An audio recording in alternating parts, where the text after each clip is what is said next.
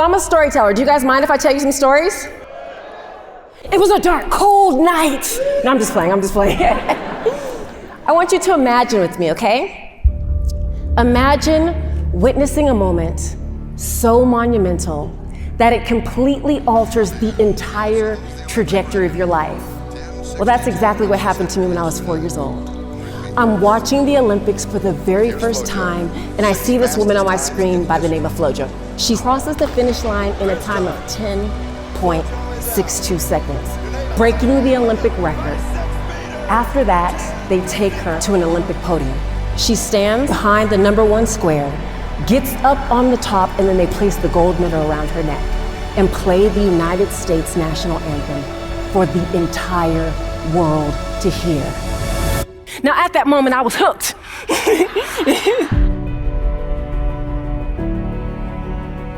So I go to my mom and I say, Mom, what's it gonna take for me to be like this Flojo lady? And she said, hard work, perseverance. But as time went on, I learned that it was my mother's advice that was right. See, we went through a time period where my mother fell in love with this amazing man, but he was in love with alcohol. And when he became drunk, he would beat my mother. He ended up going to jail, and my mother spiraled into a depression. And so when she ended up losing her job, we ended up homeless. And I learned through those times that perseverance meant no matter how hard or how long, you never give up.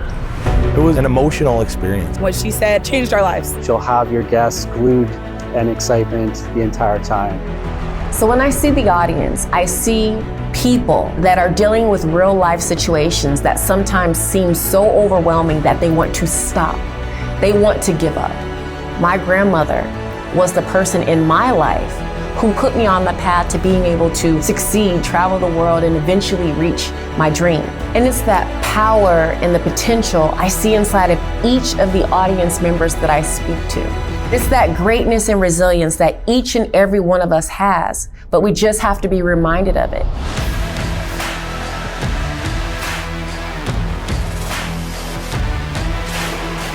And the way that the Olympic trials work is they take the 30 best jumpers in the entire nation. They don't care if you've just got out of diapers or you have 14 Olympic gold medals. We are all competing against each other.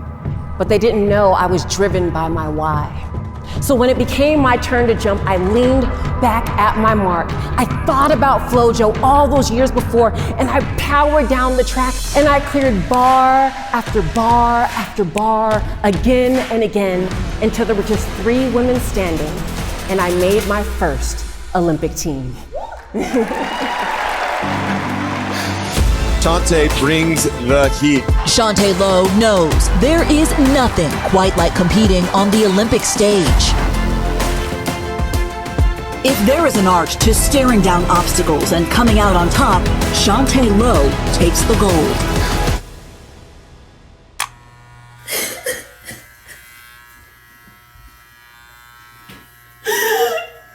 I realized that it was important for me to engage in self-care, and I started doing self-breast exams as part of that self-care.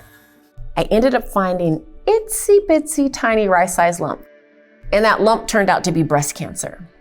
See, when you face a life or death situation, it's usually your life that flashes before your eyes. In my case, it wasn't my life. It was the lives of my husband and my children without me. And so in that moment when I was ready to give up, my husband said, no, Chanté, you have been a fighter your entire life. Now is the time to fight. And I realized he was right. That muscle of resilience that I had been building up all those years was there for me in that time that I needed.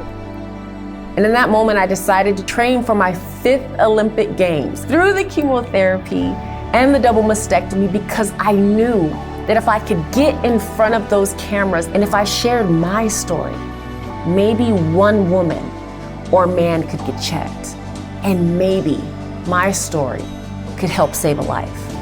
I took my cell phone. I didn't have a big platform. I had 2,000 followers on Instagram. But I started recording the messages and sharing the shedding fingernails, the shaved head, the walking. I started inspiring people and giving them hope. And then something crazy happened.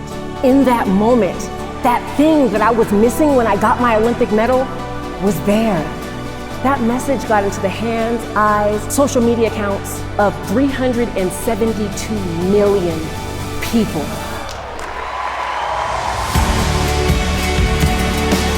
See, when you have goals that take you outside of your comfort zone, it causes you to do more.